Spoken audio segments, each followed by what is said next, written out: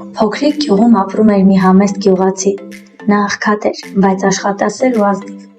ամեն շաբաթ գնում էր քաղաք, իր ձեռքով պատրաստած կարագը հանձնելու մի վաճառականի, ումից դրա փոխարեն ստանում էր 1 կիլոգրամ ալյուր։ Մի օր վաճառականը կասկածի ու շահամոլության մղմամբ որոշեց ստուգել, արդյոք գյուղացին իսկապես տալիս է 1 կիլոգրամ։ Երբ կշռում է կարագը, տեսնում է այն ընդամենը 850 գրամ է, այսինքն 150 գրամ պակաս։ Զայրացած որոշում է դատի տալ գյուղացուն, մեղադրելով նրան խաբեության մեջ։ Դատարանում դատավորը լսում է երկու կողմերին։ Գյուղացուն հարցնում է. «Ինչպես ես կշռել, եթե չունես կշռաքար»։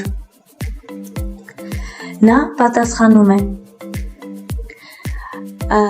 «Ամեն անգամ, երբ կարագը կշռում եմ, նժանի մի կողմում դնում եմ վաճառականից ստացած 1 կիլոգրամ ալյուրը,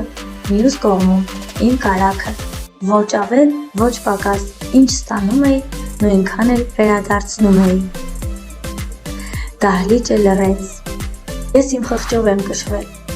Ամեն շաբաթ ձեր վաճառած ալյուրի 1 կիլոգրամն եմ դրել նժանի մի կողմում, իսկ մյուս կողմում իմ կարագը։